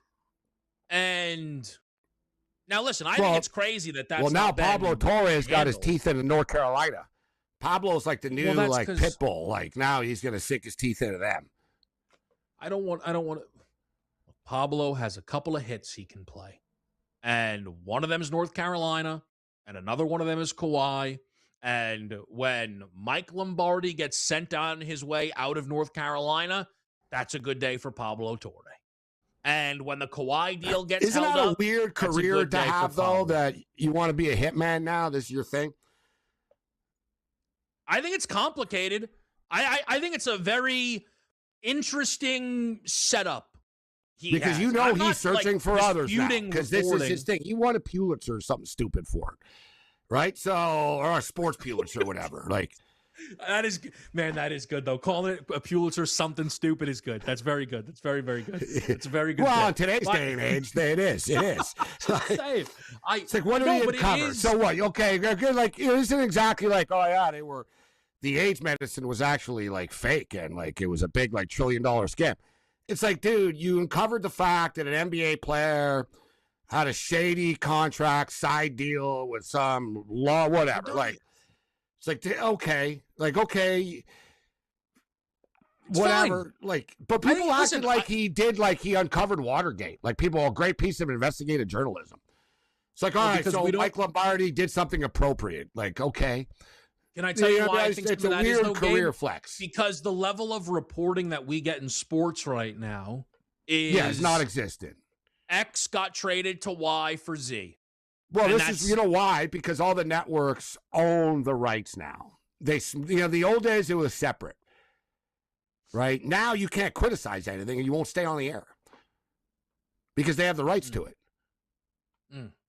Right? That's just the way that it works. Snyder, Daniel Snyder in Washington was actually one of the first ones to come up with it. He didn't like one of the local radio stations ripping him all the time, so he just bought the damn station. Well, that's tough. Yeah, we don't love that.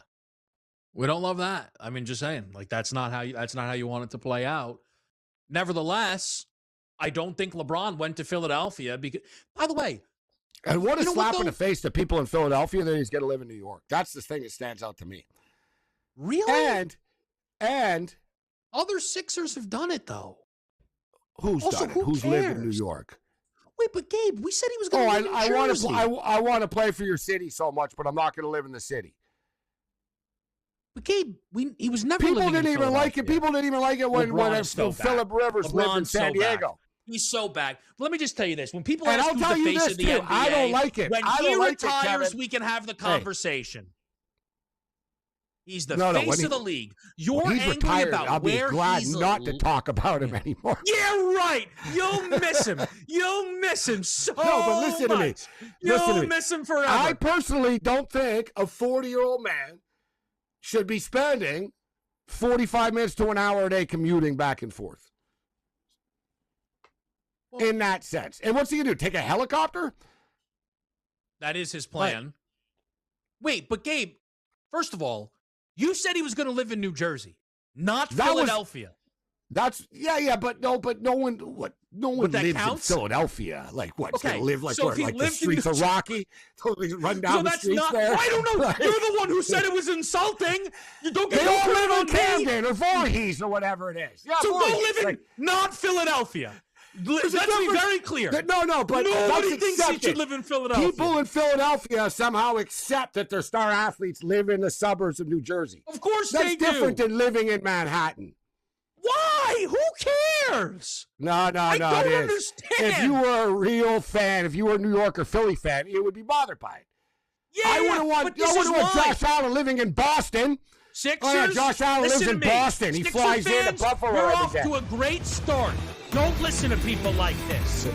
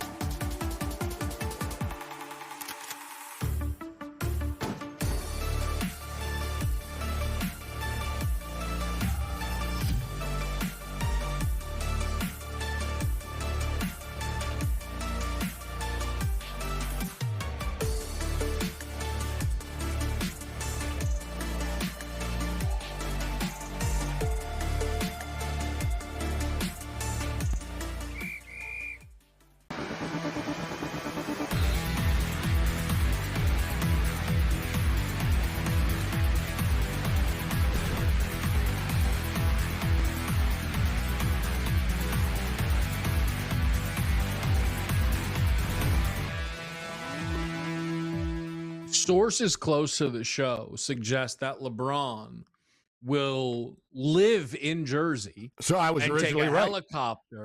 Take a helicopter, Gabe, to have a 15-minute commute instead of a 45-minute commute. You should love this.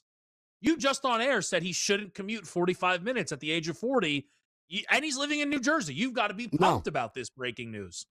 I think it's ridiculous that he's going to take a helicopter every day, too. You just said and the snow. It's going to be snowing and all dark in February, flying into Philadelphia. He's going to be thinking, man, I really should have just went to San Francisco. But I just Poor feel like Steph that's Curry. not. That's the story. Is Steph Curry, what's Steph Curry going to do? He's only got 1 year left on his contract. Just saying. Do you think Steph Curry should ask out? I don't think he will. No, I don't think he will. Of course I think he'll, but they're really like screwing him over. I mean, unless they have some like miracle trade up their sleeve right now. I mean, I don't like. But they tried it, and it failed. They tried it with Jimmy, and then they both got hurt in the playoffs the first year, and then. And Butler's hurt for the beginning of the year this year, right? He can't even play for a while. And then Steph was hurt for a bunch, and then Jimmy tore his ACL, and they didn't make the playoffs. And I understand they should have tried to do something this offseason. They tried to do something, but then, guys, did they go for AD or not? Were they smart to not go for AD or not? If they got Anthony Davis, LeBron would be a Warrior. Does anybody disagree with that? I saw a story, Kevin, that the owner of the Warriors kind of thinks that this is done, that it can't be saved. I don't think it can. And I think he's right, actually. I think he's kind of being honest about it, and that he kind of that was the report, that he told people close to him that this can't be saved. We're going to rebuild once Curry's gone. But you know does what it Curry sounds want like to a little bit, Gabe? Curry just want to ride off like this because he's still good? He is 39. Can I tell you what this sounds a lot like? I tell you what, Curry. I know the perfect city for him. I know a perfect city for him. Yeah. If you say anything other than what I think you're going to say, I will be stunned. Yeah. Well, you know where his wife is from. Come home, Steph. Come home to where you played high school basketball. He grew up in Toronto. Come home. Yeah, that was. I'll tell you what. I might lose every bet. That was safe as can be. That bet was safe as can be. Yeah. Steph to the Raptors. You heard it just here for first. the record, though, people don't know that, but Steph Curry did play high school basketball in Toronto. Mm-hmm. His father, Dell, was on the Toronto Raptors, and his wife is from Toronto. So I'm just stating, there are a lot of connections there. That is fair. But, Gabe, the Steph thing is very similar to LeBron at the back end with the Lakers, where they're like, we'd love to do a reset. And he's like, yeah, but I'm still good. How about we try to win? And they're like, it'd be awesome if you just weren't good anymore. Because this is weird. We don't really know what to do. They can't let him go. You can't let Steph Curry go if you're the Golden State Warriors. This is one of those really? He's going to end up somewhere else? And all kidding aside, if it's not Toronto, put him on the damn San Antonio Spurs. Yeah. I mean, I'm sure the Spurs would trade quite a lot for him, Gabe, if they were willing to trade him. I don't know. What have the Spurs done, Kevin, in the offseason? Did nothing, huh? Tobias Harris and hope everybody who was young gets Tobias better. Tobias Harris. But mainly, they're just hoping for internal growth. I mean, the Thunder traded I don't have a problem with players. that. I don't have a problem with that. Their internal growth, they had work. I mean, hell, in year 2, they got to the finals. Basically. Yep. So, I don't have a problem with it, but we just sort of keep waiting, right? Oh, they're going to get, people are going to want to play there, this sort of. And they weren't in the LeBron thing even. Supposedly, if you believe the reports, they were not interested. They were nah. They didn't get involved at all. They were. I'm not saying LeBron said, "Oh, I want to play for the Spurs," but LeBron put it out there. I'll talk to you if you want to talk. And the Spurs were basically no, we're good. The Spurs are not interested in anything. Quite frankly, Davis, if tomorrow Steph requested a trade, That's what I'm saying. I don't think they would do it. They'd be we're good. We believe in Castle. We're okay. I agree. I know, I but really agree. they need somebody else. So Tobias Harris, comes in. Harris did play well in the playoffs, but Tobias Harris, right? He is who he is. But they're basically just hoping. Wemby's the MVP. Harper and Castle are all-stars. Harper is Tobias a Harris badass is the moving fourth. forward. Yeah. That's the plan. Phillies pick.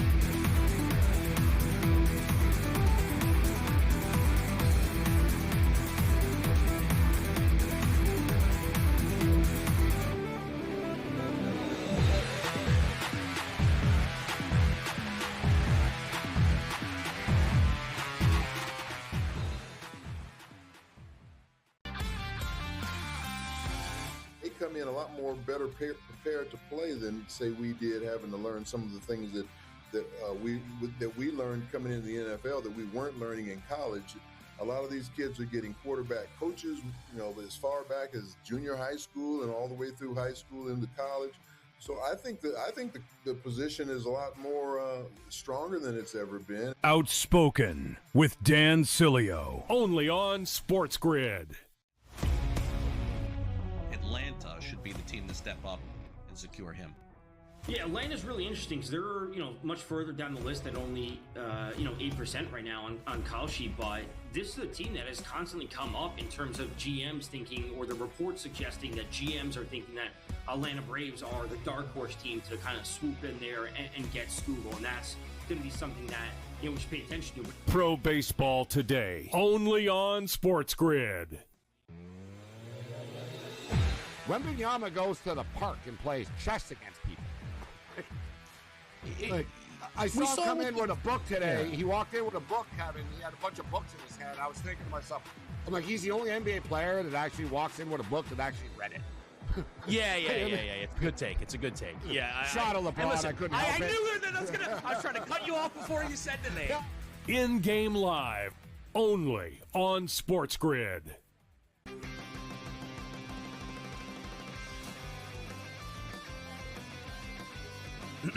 Class is in session. Today, let's talk about the teaser. A teaser is a multi-leg bet where you shift the point spread in your favor. You get better numbers, but every selection has to win. It doesn't matter what you bet if you don't have the insights.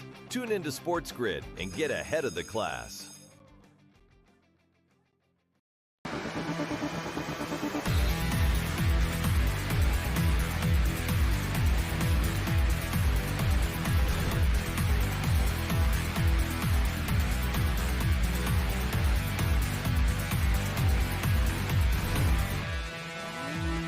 I'm watching Marlins Phillies, and I have a take. We're all about making the game more exciting, right? That's the whole plan. No more ground rule doubles. Ball bounces over, you got to go get it. That's it. Climb the wall. I like it. Yeah. Climb the wall. Yeah. Jump over.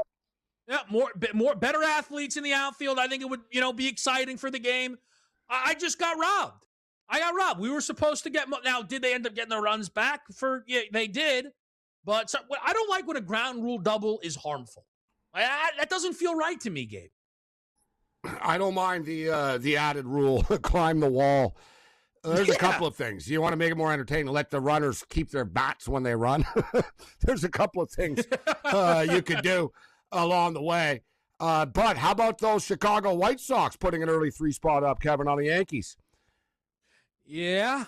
This team can hit the White Sox. They can hit. Rain delays are killer for aces. I hate rain delays. Like when I bet on a team and it's a good, like if it's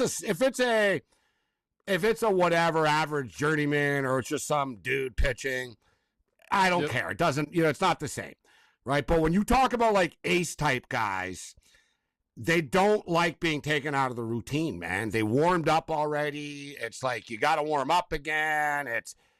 It often leads, like oftentimes you'll see if the delay's too long, the team will scratch the ace. They'll be like, we're begging for injury. It's not a smart thing to do. It wasn't that long of a delay, though, Kevin, right? It's for Fried, but it was still a delay, bro. Like, you have to warm up again. Some guys don't deal with it well. Yeah, listen, it absolutely happens. But also, I was kind of kidding. The White Sox are all right. Like, they are very good at home. It was a good pick. I'm not saying the game's over. But like They're a solid baseball team, and they're positioned as in-game favorites, and they should be. By the way, the Marlins blew that 5-2 lead. The Phils just made that thing 6-5. Live bet the over 11.5. We're a runaway.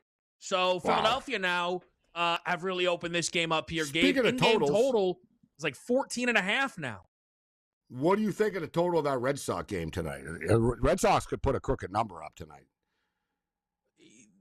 We've talked about this, you and I, a few times, but these A's games still don't look similar enough to Coors games, in my opinion.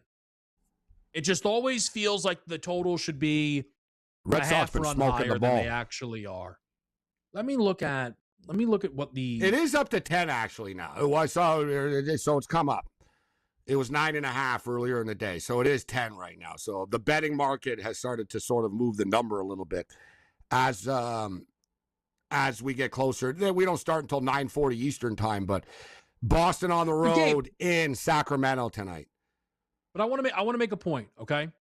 On the season, as the home team, so games at Coors Field are 25, 25, and 3 on the total.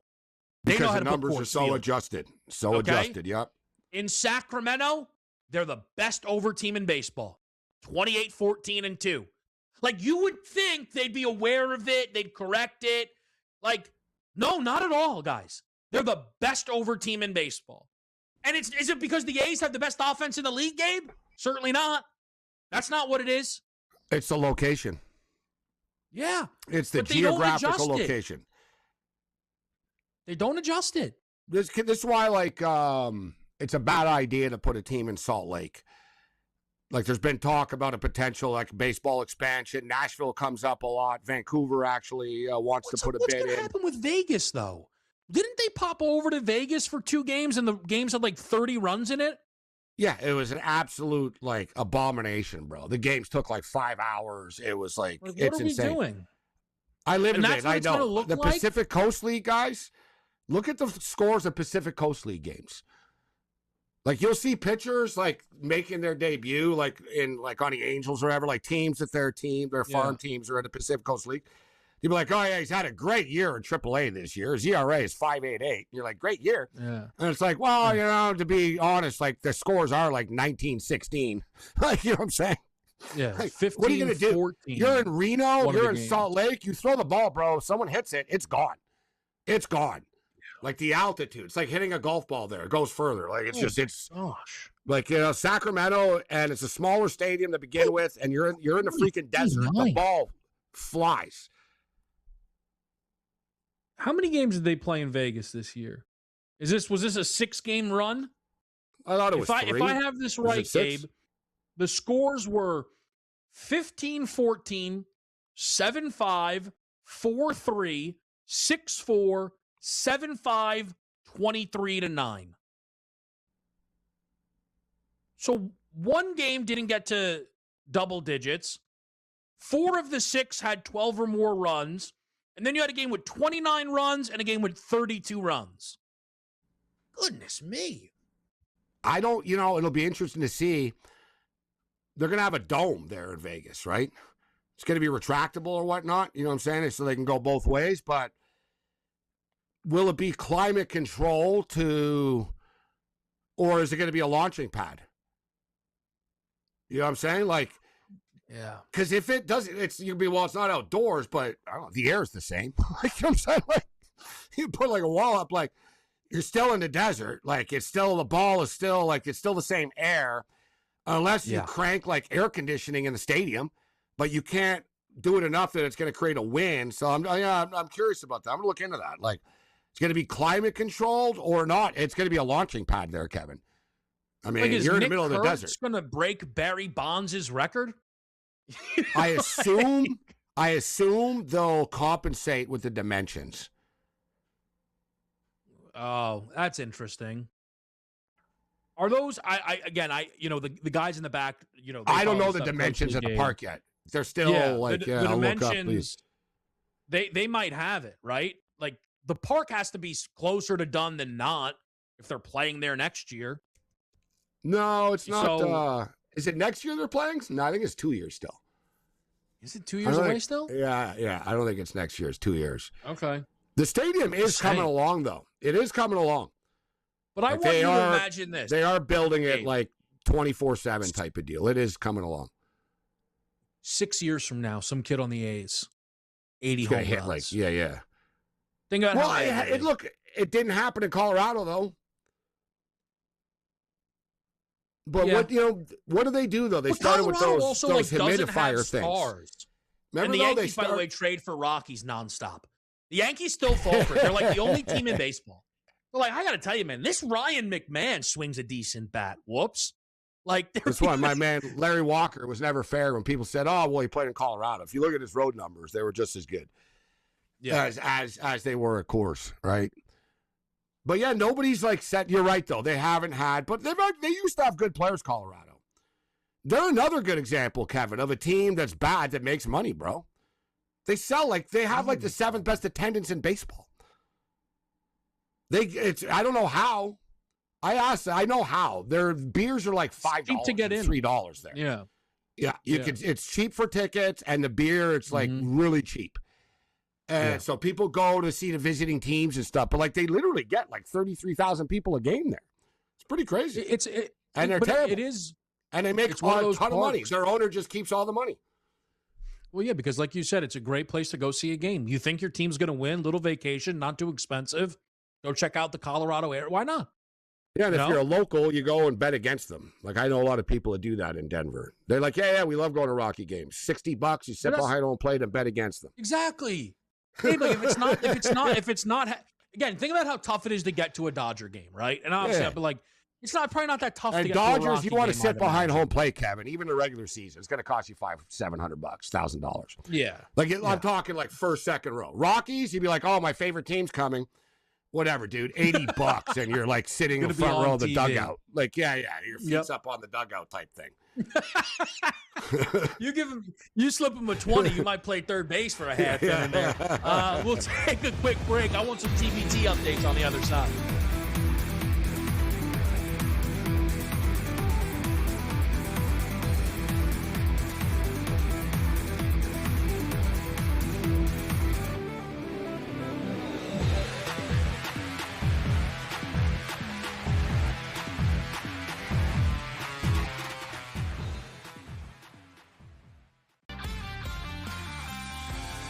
Come in a lot more better prepared to play than say we did, having to learn some of the things that we learned coming into the NFL that we weren't learning in college. A lot of these kids are getting quarterback coaches, as far back as junior high school and all the way through high school into college. So I think the position is a lot more stronger than it's ever been. Outspoken with Dan Cilio, only on SportsGrid. Atlanta should be the team to step up and secure him. Yeah, Atlanta's really interesting because they're much further down the list than only 8% right now on Kalshi, but this is a team that has constantly come up in terms of GMs thinking, or the reports suggesting that GMs are thinking that Atlanta Braves are the dark horse team to kind of swoop in there and get Scoogle, and that's going to be something that we should pay attention to. Pro Baseball Today, only on SportsGrid. Wembanyama goes to the park and plays chess against people. I saw him come in with a book today. Yeah. He walked in with a book, Kevin. He had a bunch of books in his hand. I was thinking to myself, I'm like, he's the only NBA player that actually walks in with a book that actually read it. Yeah. It's a good take. Yeah. Shot of LeBron. Listen, I couldn't help it. I knew that I was trying to cut you off before you said the name. In-game live, only on SportsGrid.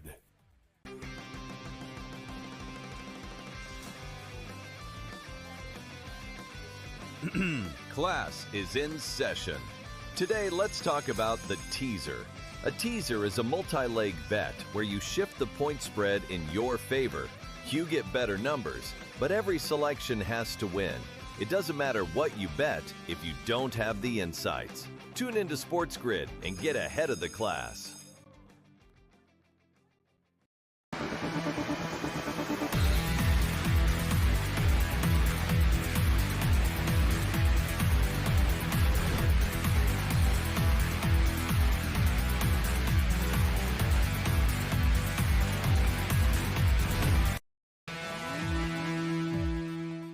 Back with the guys here on SportsGrid. It's Kevin Walsh. It is Gabe Morency. We've got TBT live right now, or did we finish up a game and we're waiting for a new game? What's the deal? We do have a TBT game live right now, and I was feeling pretty good about things. Red Rose War Ready have been on the right side of this game, pretty much wire to wire, but they've blown a 14-point lead, and now we have a 5-point game. Red Rose 57, Gotham City Balkers 52. We were talking about the Knicks earlier.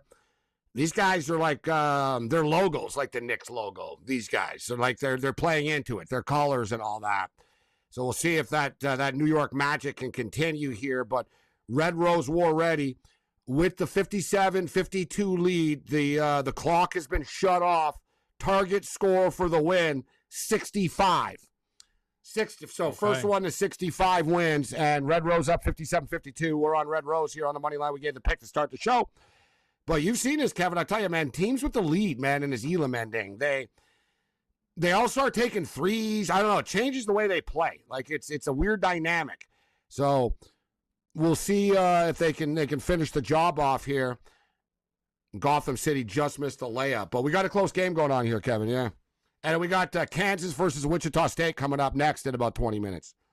Yeah, I know that is one that you do have circled up. Again, we've got plenty of live baseball right now. Toronto still up 3-2 on Washington. The Phillies took that 6-5 lead, as we mentioned. There's runs right now between the Mets and the Braves here. 3 apiece has turned into 5-3 after Marcus Semien just put a 2-run shot into the seats there, giving a little insurance for Zach Thornton, who's getting going for the Mets. Yanks, as we mentioned, trailing the White Sox. A quiet game going on right now between the Pirates and the D-backs. That's 2-1. There was some social media drama with the D-backs, I was told, because Ketel Marte unfollowed the Diamondbacks from all social media, perhaps suggesting he wants out of the desert. Or he was told he's being shopped and is offended, right? Well, either way, that's probably the best bat that would get traded at the deadline if Ketel Marte is going to be on the move. Pedigree-wise, at least, he'd be right there. See, but here's another team, though, Kevin. Like, yeah, you're not going to catch the Dodgers, but why? Like, you notice teams are willing to give up on their seasons pretty easily. You know what I'm saying?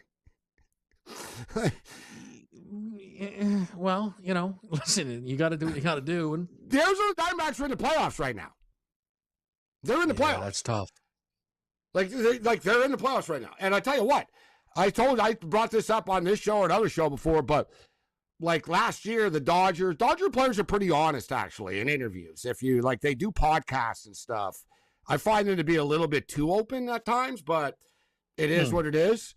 But like Mookie has a podcast, Dave Roberts goes on it all the time. Like they do a lot of their own shows together and stuff, these guys. And they were talking, I saw it was Max Muncy, it was last year. And they said, what surprised you about the year? And he goes, I was surprised Arizona struggled. It was last year. And they all agreed type thing. And they all said, yeah, Arizona are a pain in the ass. And they all kind of laughed. And the Dodgers respect Arizona. And they all said the same thing. They said, yeah, but I bet you they'll be good again next year. And that's this year now. And they are. Yeah. Here they are. They're 55 and 51. If I'm the D-backs, I'd be wanting to add pieces. I think so many teams, Kevin, to be honest, just think we're not beating the Dodgers. It's kind of pointless. I don't want to spend the money. I don't want to spend money on players when I know I'm not going to beat this team. I'm also, and look, I'm spitballing here. I wonder if what they think baseball will look like post-lockout. Yeah, they're trying to get rid of all their contracts almost. Yeah. Yeah. We're like, listen, let's go get no one's going to trade prospects in the future. It's not happening, guys. So let's just go get them now. And it doesn't matter where and when we come are. Out of the lockout, we'll have all these young players and build from that. Yeah.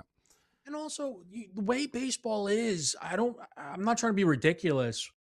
But I don't know, Gabe. If the Diamondbacks have Ketel Marte or don't have Ketel Marte, does it really make that big of a difference in what their season's going to be at the end of the day?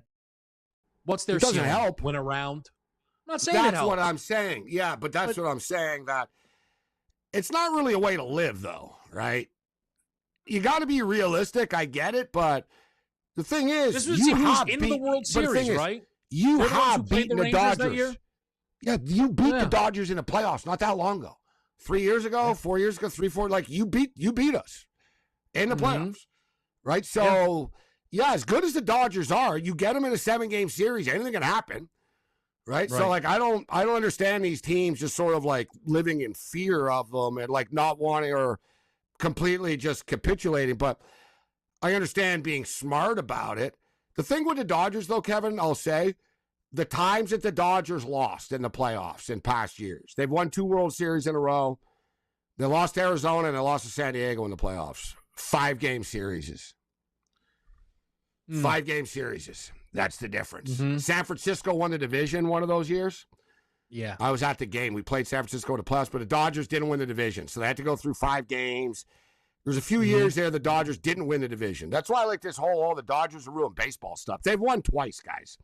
All right? They won 3 times in 6 years. To win again. Yeah. But also, listen.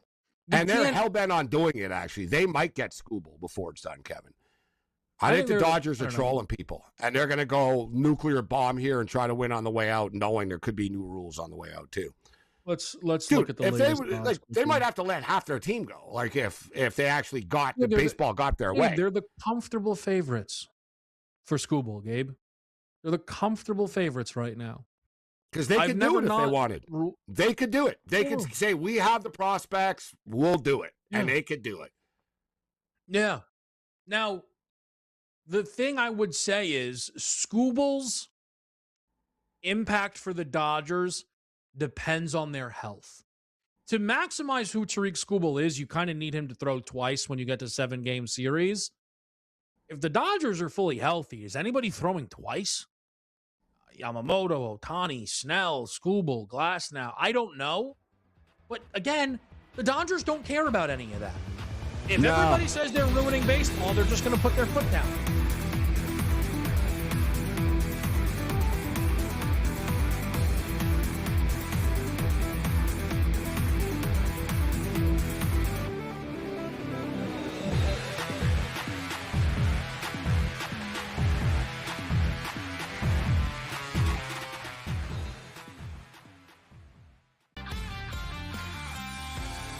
Come in a lot more better prepared to play than say we did, having to learn some of the things that we learned coming into the NFL that we weren't learning in college. A lot of these kids are getting quarterback coaches, as far back as junior high school and all the way through high school into college. So I think the position is a lot more stronger than it's ever been. Outspoken with Dan Cilio, only on SportsGrid. Atlanta should be the team to step up and secure him. Yeah, Atlanta's really interesting because they're, much further down the list than only, 8% right now on Kalshi. But this is a team that has constantly come up in terms of GMs thinking, or the reports suggesting that GMs are thinking that Atlanta Braves are the dark horse team to kind of swoop in there and get Skubal. And that's going to be something that, we should pay attention to. Pro Baseball Today, only on SportsGrid. Wembanyama goes to the park and plays chess against people.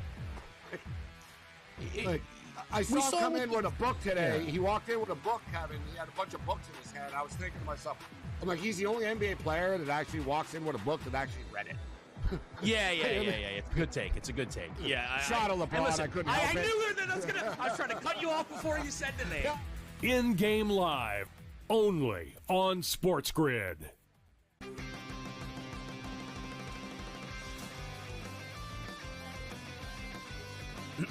Class is in session. Today, let's talk about the teaser. A teaser is a multi-leg bet where you shift the point spread in your favor. You get better numbers, but every selection has to win. It doesn't matter what you bet if you don't have the insights. Tune into SportsGrid and get ahead of the class.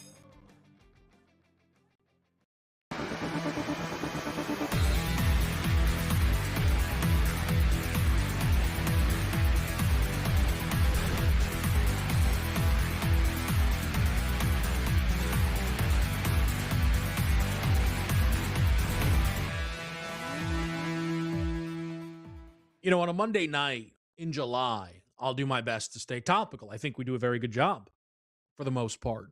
But, a Kylian Mbappe story gets brought up during the commercial, and then all of a sudden La Liga odds are staring at me like the Green Goblin mask. I'm just saying, I was looking around, Barcelona minus 140, Real Madrid plus 125. And it does feel like it might be Madrid's year, Gabe. It does. I'm going to be more into the Liga than I've ever been in the past in my life. Let's go, Real. This is it for my boy. I need him to win a club, to sit here with you. Liga, Champions League, I want it all. Yep. Let's go. I know. After the big debate at least one. Club accomplishments matter. 100%. They're like 7-1 to win the you always say, League. Can't go both ways. He wins the Liga at the end of the year. I don't want to hear, it's just the Liga. No. He won the Liga. Yeah. Correct. No, they'll be happy, and they're not favorites to win it. The funny thing is, though, just when you compare it to PSG minus 600 to win the French league, Bayern Munich minus 700. Yeah. Could you imagine, guys, if the LA Rams were minus 400 to win the Super Bowl? I know it's obviously different. It's played out over a season and things. They might as well be this year almost. I know it's not minus 400, but it's pretty wild. That the Rams number. I mean, you think look Donald at the Rams comes back. Yes, I think he's waiting. We talked about this in the past. Donald's not stupid. As good as he is and as in shape as he is, I mean, the guy could bench press the entire team at once. Yeah. He's not going to do the camp. He'll be a late addition. You know what I mean? I wouldn't even be surprised if he tells them, "Listen, I'll join you mid-season." I don't want to go through it. I don't want to go through all this. I don't want to get injured. Save me for the playoffs. And chance, he's in shape, Kevin. So you don't have to worry about that. Aaron Donald's going to show up in shape. So save him halfway through the season. They get off to a slow start. It's this huge boost out of nowhere. Yeah. Just if it happens, Gabe. If for some reason they're 2-2 instead of 4-0, yeah, like they call them and say, all right, we can help you. You can help us now. But if they got off to a hot start, you imagine the Rams are 8-2, and it's by the way, Aaron Donald's back, and we're 8-2. Right? Because he ain't going to sign with anyone else, and they can do it. It's not illegal. He can just say, I decided to come back now in mid-season. I don't think he wants to go through the grind. And why risk the injury if you're the Rams?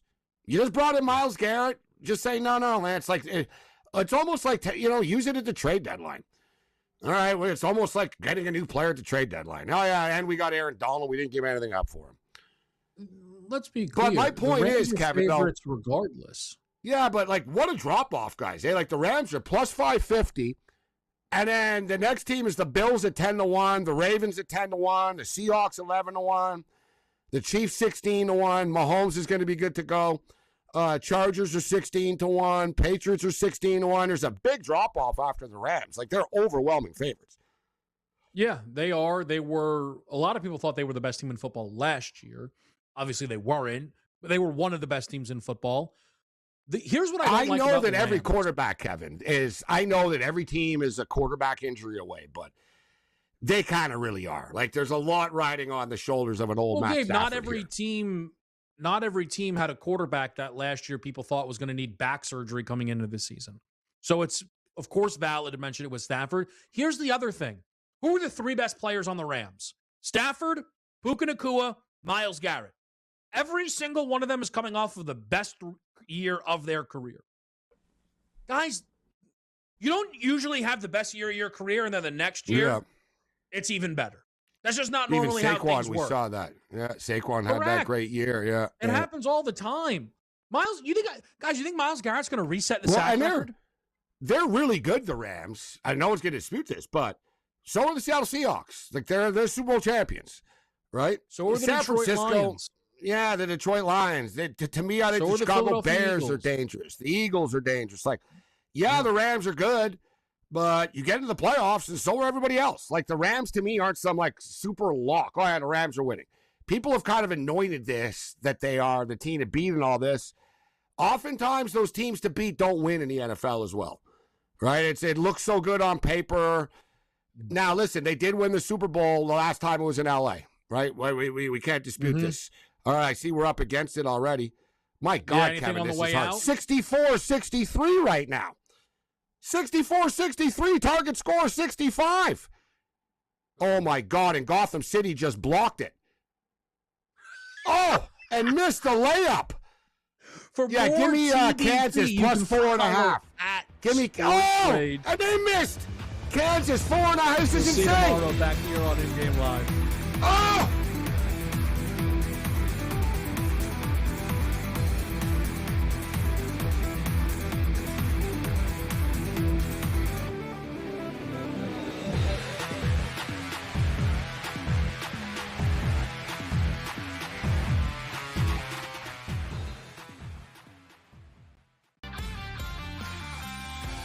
They come in a lot more better prepared to play than say we did, having to learn some of the things that we learned coming into the NFL that we weren't learning in college. A lot of these kids are getting quarterback coaches, as far back as junior high school and all the way through high school into college. So I think the position is a lot more stronger than it's ever been. Outspoken with Dan Cilio. Only on SportsGrid. Atlanta should be the team to step up and secure him. Yeah, Atlanta's really interesting because they're, much further down the list at only, 8% right now on Kalshi, but this is a team that has constantly come up in terms of GMs thinking, or the reports suggesting that GMs are thinking that Atlanta Braves are the dark horse team to kind of swoop in there and get Scoogle, and that's going to be something that, we should pay attention to. Pro Baseball Today. Only on SportsGrid. Wembanyama goes to the park and plays chess against people. I saw him come in with a book today. Yeah. He walked in with a book, Kevin. He had a bunch of books in his hand. I was thinking to myself, I'm like, he's the only NBA player that actually walks in with a book that actually read it. Yeah. It's a good take. It's a good take. Yeah. Shot of LeBron. Listen, I couldn't help it. I knew that I was trying to cut you off before you said the name. In Game Live. Only on SportsGrid.